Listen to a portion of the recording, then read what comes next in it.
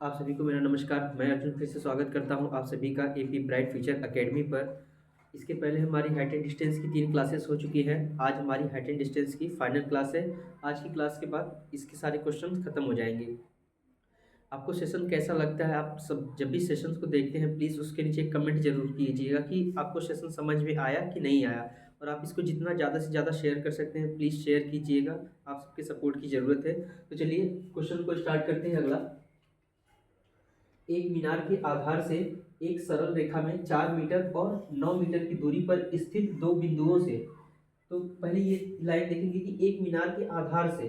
तो मान लेते हैं यहाँ पे एक मीनार है और सवाल में बोला है कि मीनार के आधार से, यानी कि इस आधार से एक सरल रेखा में, सरल रेखा का मतलब होता है एक सीधी रेखा में, एक सीधी रेखा में 4 मीटर और 9 मीटर की दूरी पर स्थित दो बिंदुओं से। एक 4 मीटर की दूरी पर, मान लेते हैं पहला पॉइंट ये है 4 मीटर की दूरी पर, और दूसरा पॉइंट बोला है 9 मीटर की दूरी पर। यानी कि मान लीजिए दूसरा पॉइंट ये जहां तक आ रहा है ये पूरा का पूरा 9 मीटर है। दो बिंदुओं से मीनार के शिखर का उन्नयन कोण पूरक कोण है। पूरक कोण का मतलब होता है कि जब दो एंगल का सम, यानी कि दो एंगल का जोड़ जब 90 डिग्री हो जाता है तो उसे पूरक कोण कहते हैं। मान लीजिए कि एक एंगल 30 डिग्री का है, तो मुझे अगर इसका पूरक कोण बताना होगा तो क्या होगा, 30 में मैं ऐसा क्या जोड़ू कि 90 बन जाए 60। अगर मैं कहूँ 45 का पूरक कोण तो 45। अगर मैं कह दूं कि 30 का पूरक कोण तो 60, 60 का पूरक कोण 30। उसी हिसाब से इसका पूरक कोण बन रहा है। मान लेते हैं ये पहला कोण यहाँ पे बन रहा है और दूसरा कोण यहाँ पे, मान लेते हैं यहाँ पे बन रहा है थीटा। अगर देखिए मान लीजिए पहला कोण अगर 30 डिग्री है, अगर मुझे दूसरा बताना होगा तो मैं क्या करूंगा, 90 में से 30 को घटा दूंगा तब जाके 60 आएगा ना। तो वैसे ही अगर ये पहला थीटा है तो दूसरा एंगल क्या हो जाएगा, 90 माइनस थीटा, ये हो जाएगा। और अब देखिए यहाँ से ये पूरा का पूरा 9 है और ये 4 है। बोला है सवाल में सिद्ध कीजिए कि मीनार की ऊंचाई 6 मीटर है। मीनार की ऊंचाई यानी कि ये है मीनार की ऊंचाई, और इसी को सिद्ध करना है कि हमें ये 6 मीटर है। तो इसको नाम दे देते हैं ए बी सी डी। तो चलिए एक बार अगर यहाँ पर हम tan थीटा लगाएंगे, tan थीटा बराबर हमारा हो जाएगा ए बी बटे बी डी। tan थीटा बराबर हो जाएगा ए बी और बी डी का मान, ए बी का मान नहीं पता, बी डी का मान 9 है। ये हो गया हमारा tan थीटा बराबर। और हम निकालते हैं एक बार यहाँ से tan, यहाँ पे अगर tan लगाएंगे तो ये हो जाएगा tan 90 माइनस थीटा, लंब हमारा ए बी बटे आधार, ये आधार तो इसके लिए BC हो जाएगा, BC। तो इसको मान लेते हैं समीकरण नंबर 1। अब देखिए tan 90 माइनस थीटा का फॉर्मूला होता है, ये एक आइडेंटिटी है, और tan 90 माइनस थीटा होता है cot थीटा बराबर AB BC। AB का मान नहीं पता था, BC का मान 4। इसे मान लेते हैं समीकरण नंबर 2। अब देखिए यहाँ पे भी AB बटे 9 है और यहाँ पे AB बटे 4 है। मुझे मान चाहिए किसका, AB का। तो मैं क्या करता हूँ, समीकरण 1 और 2 को गुणा करा देता हूँ। तो समीकरण 1 तथा 2 का गुणा करने पर, अगर मैं समीकरण 1 और 2 का गुणा कराऊं तो यहाँ पे क्या है, tan थीटा गुणे इस साइड में cot थीटा बराबर यहाँ पे है AB बटे 9 गुणे यहाँ पे है AB बटे 4। अब इसको मैं लिख सकता हूँ आगे tan थीटा, cot थीटा को मैं लिख सकता हूँ 1 बटे tan थीटा बराबर AB का गुणा AB में होगा तो AB स्क्वायर बटे 9 का गुणा 4 में होगा तो 36। अभी tan से tan कैंसिल, यहाँ पे बचा 1 बराबर AB स्क्वायर बटे 36। तो यहाँ से 36 का गुणा 1 में हो जाएगा तो 36 बराबर AB स्क्वायर। अब मुझे AB का मान चाहिए तो यहाँ से AB बराबर ये जो पावर 2 है यहाँ पे आके रूट में दे देगा इसको 36, और रूट के पावर 2 नहीं लिखेंगे कोई फर्क नहीं पड़ता, लेकिन 3 4 हुआ तो उसको लिखना होगा। √36 का मान होता है 6, यानी कि ए बी का मान आ गया 6 और मेरा ए बी ही क्या है, इस मीनार की ऊंचाई। अतः मीनार की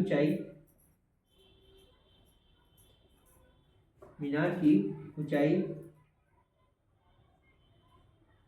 ए बी बराबर 6 मीटर होगी।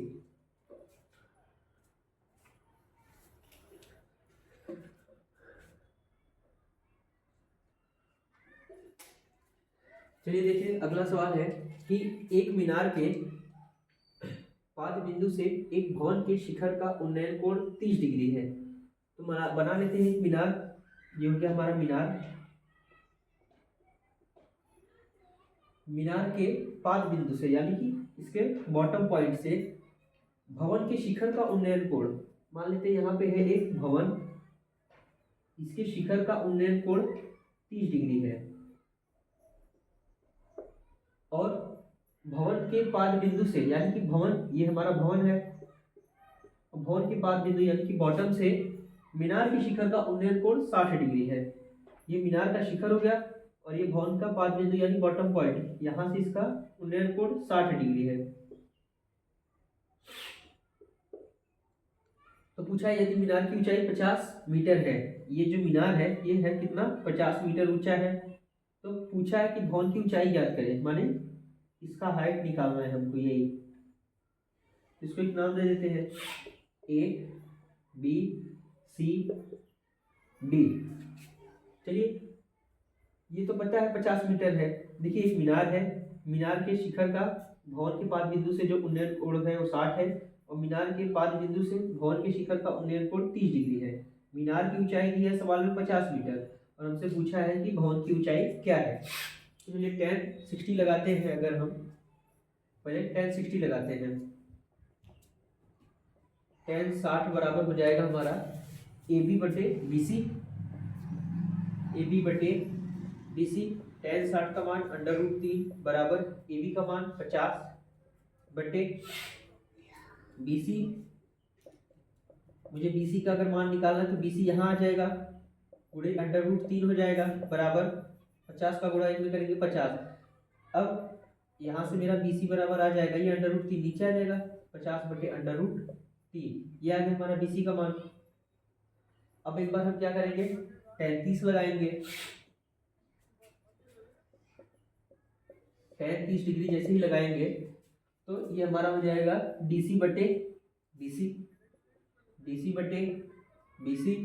tan 30 का मान है हमारा 1 बटे √3 बराबर DC बटे BC का मान है हमारा 50 बटे √3, 50 बटे √3।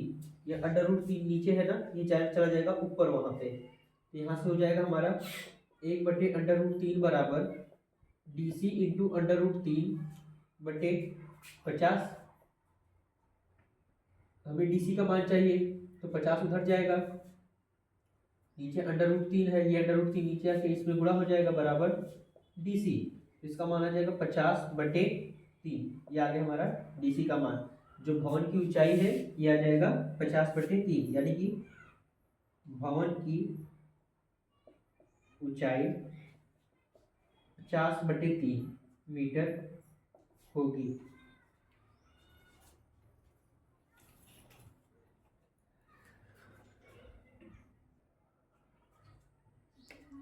चलिए अगला सवाल है, एक समतल भूमि पर खड़ी मीनार की छाया की लंबाई जब सूर्य का उन्नयन कोण 30 डिग्री है।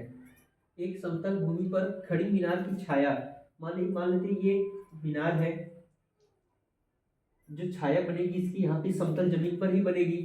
कितना बनेगी, यहाँ पे मान लेते यहाँ पे इसकी छाया बनी कब, जब सूर्य का उन्नयन कोण, मान लेते यहाँ पे है सूर्य, तो ठीक इसकी छाया की लंबाई जब बन रही थी तो सूर्य का उन्नयन कोण 30 डिग्री था। भवन के शिखर पर एक ध्वज लगा है, ध्वज दंड के शिखर का उन्नयन कोण 45 डिग्री है।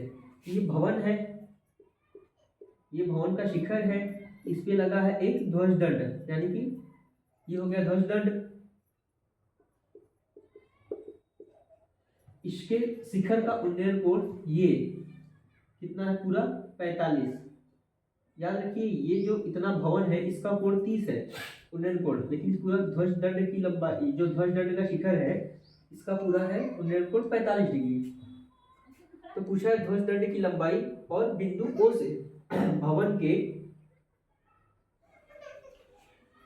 से भवन के पाद की दूरी ज्ञात करें। तो समतल भूमि पर भवन के शिखर पर एक ध्वज लगा है, ध्वज दंड की लंबाई, शिखर का उन्नयन कोण 45 डिग्री है। तो ठीक है, यहाँ पे जमीन पर एक पॉइंट था O, यही जो बना था सब कुछ।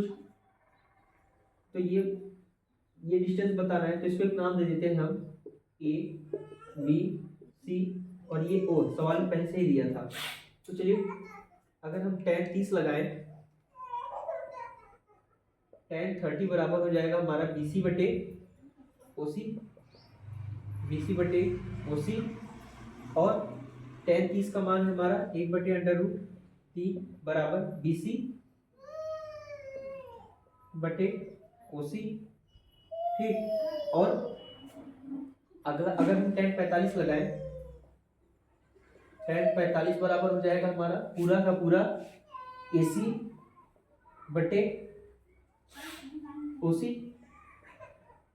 यहाँ से tan 45 का मान 1, इसको 1/1 लिख सकते हैं बराबर AC बटे OC, और इसको हम लिख सकते हैं OC बराबर इसका गुणा यहाँ, इसका गुणा यहाँ, OC बराबर AC, यानी OC और AC बराबर है। तो इसको आगे अगर सॉल्व करें हम, तो इसमें कुछ, एक बार जरा 1 मिनट रुकिए, मैं इस क्वेश्चन को वेरीफाई कर लूँ कि कहीं कुछ छूटा तो नहीं है।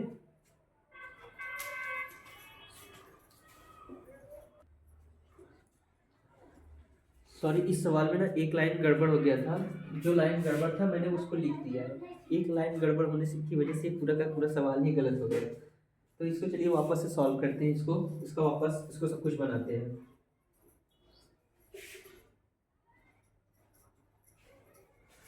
देखिए क्षैतिज तल के एक बिंदु O से, तो मान लेते हैं क्षैतिज तल पर यहाँ पे एक बिंदु O है, 20 मीटर ऊंचे भवन के शिखर का उन्नयन कोण 30 डिग्री है। मान लेते हैं ये भवन है, जमीन से ये भवन और ये भवन का शिखर, इसका उन्नयन कोण कितना है 30 डिग्री। और सेम भवन के शिखर पर एक ध्वज दंड लगा है, यहाँ पे एक ध्वज दंड लगा है और जिसका उन्नयन कोण बन रहा है 45। तो सवाल में पूछा है इस ध्वज दंड की लंबाई और इस बिंदु O से भवन के यहाँ की दूरी बताना है, पाद बिंदु की। तो इसको नाम दे देते हैं A, B, C। अब इसको सॉल्व करें तो ये हमारा ध्वज दंड है, ये भवन 20 मीटर है ऊंचा है, इस भवन की ऊंचाई 20 मीटर है। अब लगाएंगे यहाँ पे tan 30 डिग्री बराबर हो जाएगा हमारा BC बटे OC। tan 30 का मान 1/√3 बराबर BC का मान है 20 बटे OC का मान नहीं पता। अब OC को इधर भेजेंगे तो OC हो जाएगा और √3 का गुणा 20 में हो जाएगा, तो 20√3 क्रॉस गुणा हो जाएगा, इसका गुणा यहाँ, इसका यहाँ पे, ये आ गया हमारा। अब एक बार हम tan 45 पे लगाते हैं, tan 45 बराबर हो जाएगा हमारा पूरा का पूरा AC बटे OC और tan 45 1/1, AC का मान हमारा, AC को हम लिख सकते हैं AB प्लस BC, क्योंकि ये AC AB और BC से मिलकर का पूरा AC बना है, बटे OC। तो एक इसको मैं लिख सकता हूँ OC बराबर AB प्लस BC और OC का मान हमारा है 20/√3 बराबर AB का मान नहीं पता है, यही निकालना है, प्लस BC का मान 20 सवाल में दिया है। 20 को इधर लेके आएंगे तो 20/√3 माइनस 20 बराबर AB। यहाँ से 20 कॉमन ले लेंगे तो यहाँ पे बचेगा √3 माइनस यहाँ से 20 गया तो बचा 1 बराबर AB।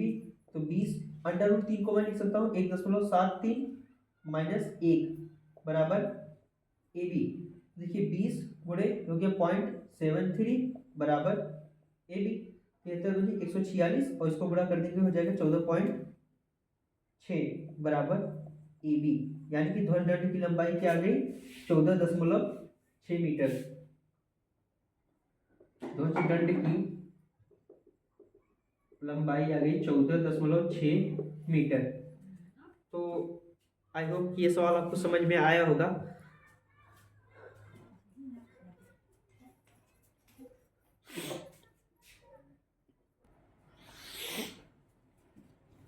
अगला सवाल है, एक समतल भूमि पर खड़ी मीनार की छाया की लंबाई जब सूर्य का उन्नयन कोण 30 डिग्री है। तो एक समतल भूमि पर मान लेते हैं एक मीनार खड़ी है, ये इसकी छाया की लंबाई जब सूर्य का उन्नयन कोण 30 डिग्री था, पहले सूर्य का उन्नयन कोण बना 30 डिग्री, जब 30 डिग्री है उस समय की लंबाई से 50 मीटर अधिक है जब सूर्य का उन्नयन कोण 60 डिग्री था। देखो जब 30 डिग्री का कोण बना रहा था और एक बार कब बना रहा था, एक बार 60 डिग्री का कोण बना रहा था, यहाँ पे मान लेते हैं 60 डिग्री का कोण बना रहा था।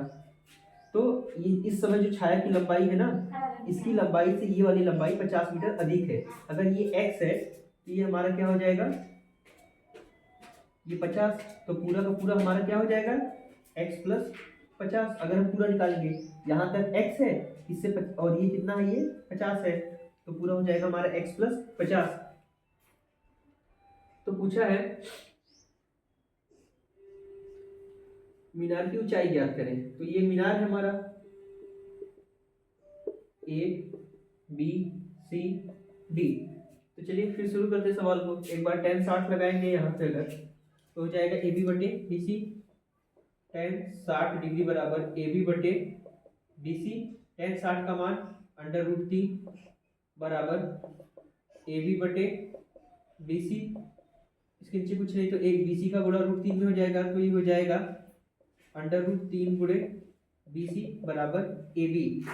मेरे हिसाब से AB का मान ये आया। अब एक बार tan 30 लगाते हैं, tan 30 डिग्री बराबर हो जाएगा AB बटे पूरा का पूरा DB, और इस DB को मैं लिख सकता हूँ tan 30 का मान 1 बटे √3। AB बटे DB की जगह मैं लिख सकता हूँ क्या, DC plus CB, DC plus BC, इसको ये लिख दूँ। अब इसको आगे सॉल्व करेंगे तो 1 बटे √3 बराबर, मुझे DC का मान तो पता है, AB का मान पता है नहीं, लेकिन मैं AB की जगह क्या लिख सकता हूँ, √3 BC। तो √3 गुणे BC बटे DC का मान हमारा 50 प्लस BC का मान नहीं पता तो ये BC। अब इसको आगे सॉल्व करेंगे, क्रॉस गुणा इसका यहाँ इसका यहाँ पे, एक का गुणा 50 प्लस BC में करेंगे तो यहाँ पे आएगा 50 प्लस BC बराबर √3 का गुणा √3 में हो जाएगा तो हो जाएगा 3 BC। अब देखिए BC को यहाँ पे भेज देंगे तो हो जाएगा 3 BC माइनस BC, तो 50 बराबर हो जाएगा 3 BC में से BC गया तो 2 BC। तो BC का मान निकालेंगे तो ये दो यहाँ पे मल्टीप्लाई में इधर आएगा तो डिवाइड में हो जाएगा, BC बराबर 50 बटे 2, तो इसको काट देंगे तो यानी कि क्या आ गया 25। हमारा BC का मान आ गया 25। ये हमारा BC का मान आया है। हमें क्या चाहिए, मीनार की ऊंचाई निकालना है। तो इसमें रखते हैं हम समीकरण 1 में। तो समीकरण 1 में BC का मान रखने पर समीकरण 1 है क्या हमारा, √3 गुणे BC बराबर AB। तो यहाँ से √3 गुणे BC का मान 25 बराबर AB, तो 25 का गुणा √3 में होगा तो हो जाएगा 25√3 बराबर AB। और यही है इस सवाल का आंसर। मीनार की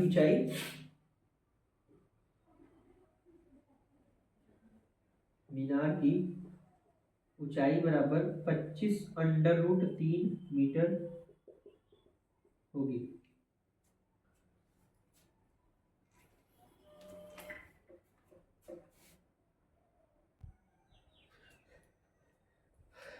चलिए ये इस चैप्टर का ये लास्ट सवाल है। इस सवाल के बाद आपके सारे क्वेश्चंस खत्म हो जाएंगे हड्डी डिटेल्स के। तो सवाल में है कि एक नदी के पुल के किसी बिंदु से नदी के सम्मुख किनारों के अवनमन कोण क्रमशः 30 और 45 डिग्री है। तो नदी, मान लेते हैं एक नदी है, ठीक, ये नदी है और नदी के ऊपर कहीं पे एक ये पुल है,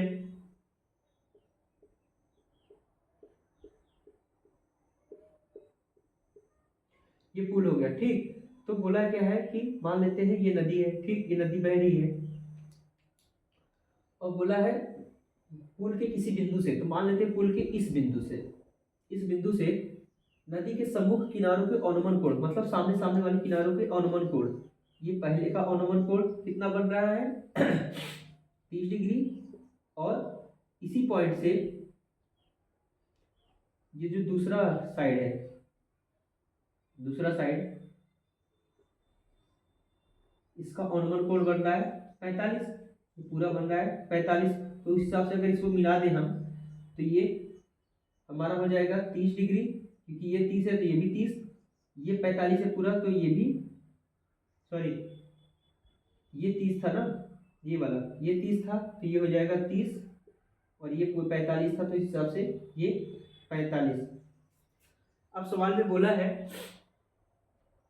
कि यदि पुल किनारों से 4.5 मीटर की ऊंचाई पर है, मान लेते इस किनारे से जो पुल की लंबाई यहाँ पे होगी वही सेम ऊंचाई यहाँ पर भी होगी, तो ये कितना है 4.5 मीटर है। और सवाल पूछा है नदी की चौड़ाई ज्ञात करो, मतलब कि इस वाले और इस वाले बिंदु से ये दूरी को हमें निकालना है, यही तो है नदी की चौड़ाई। तो इसको नाम दे देते हैं A B C D, ठीक, और E। तो यहां पे लिख लो, माना पुल की लंबाई AE, और अब देखो यहाँ पे अगर tan 45 लगाएंगे, tan 45 बराबर हो जाएगा हमारा AB बटे BC। tan 45 1 बटे 1, AB का मान 4.5 बटे BC, BC का गुणा 1 में हो जाएगा तो BC बराबर 1 का गुणा 4.5 में होगा तो 4.5 मीटर, यानी BC भी आ गया हमारा क्या 4.5 मीटर। अब एक बार हम क्या करेंगे, tan 30 लगाएंगे, tan 30 डिग्री बराबर हो जाएगा हमारा AB बटे BD, पूरा का पूरा BD हो जाएगा, ये पूरा BD यहां से यहां तक। तो tan 30 का मान 1 बटे √3 बराबर AB का मान 4.5 बटे BD का मान, मैं BD को लिख सकता हूँ BC plus CD, BC plus CD, और इसको अगर आगे सॉल्व करें तो 1 बटे √3 बराबर 4.5 बटे BC का मान हमारा निकल के आया 4.5, मैं इसको लिख सकता हूँ 4.5 प्लस CD, नदी की चौड़ाई तो है CD 4.5 का। अब देखो इसका गुणा पूरे का गुणा 1 में होगा तो यहाँ पे आ जाएगा 4.5 प्लस CD बराबर √3 का गुणा इसमें हो जाएगा तो 4.5 √3। अब मैं CD को यहीं रहने दूं और 4.5 को यहाँ पे भेज देता हूँ, तो CD बराबर हो जाएगा 4.5 √3 माइनस 4.5, तो CD बराबर हो जाएगा हमारे यहाँ से 4.5 दोनों में कॉमन आ जाएगा बटे √3 माइनस 1, तो CD बराबर हो जाएगा 4.5 √3 माइनस 1, यही हमारा टोटल आंसर हो गया।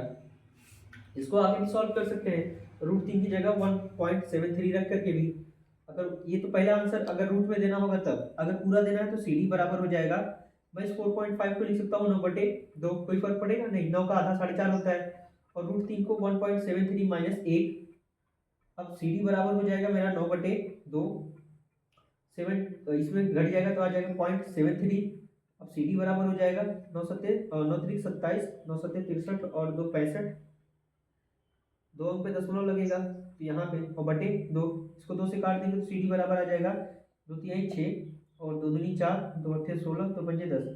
अगर आपको रूट में आंसर नहीं देना है, टोटल में आंसर देना है तो ये हो जाएगा, रूट में आंसर देना है तो ये भी हो जाएगा और ये भी हो जाएगा। तो इस तरीके से मैंने आपका हाइट एंड डिस्टेंस कंप्लीट कर दिया है। शायद ही आपको किसी भी सवाल में कुछ डाउट आएगा, अगर कोई भी डाउट आए सवाल में तो आप कमेंट बॉक्स में बता भी सकते हैं अपने डाउट को कि हाँ इस सवाल में ये डाउट है, तो मैं खुद आपको पर्सनली रिप्लाई करूंगा कि आप आपके डाउट के बारे में। तो इस तरीके से इस 24 सवाल में इस हमने हाइट एंड डिस्टेंस को कंप्लीट किया है। तो उम्मीद करता हूँ कि आपको अच्छा लगा होगा सेशन।